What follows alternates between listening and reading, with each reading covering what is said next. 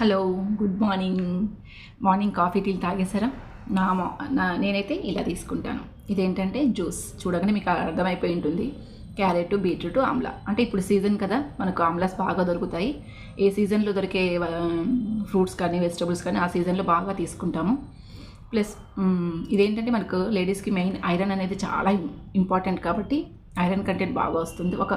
ఏది చేసినా ఒక 30 డేస్ కానీ 40 డేస్ కానీ అలా చేసామనుకోండి, మనకు కరెక్ట్గా ఐరన్ కానీ ఐరన్కి వాడుతుంటే ఐరన్కి సంబంధించి కానీ 40 డేస్ ఖచ్చితంగా వాడామనుకోండి, మనకు ఆ 40 డేస్లో మనకు ఐరన్ వచ్చేస్తుంది అనమాట. అలా ఇది ఒక 40 డేస్. మళ్ళీ నెక్స్ట్ ఇంకో 40 డేస్ వచ్చేసి ఓన్లీ ఆమ్లా జ్యూసు.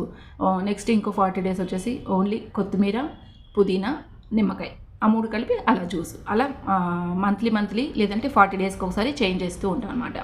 అలా తీసుకోవడం వల్ల మనకు యాంటీ ఆక్సిడెంట్స్ కానీ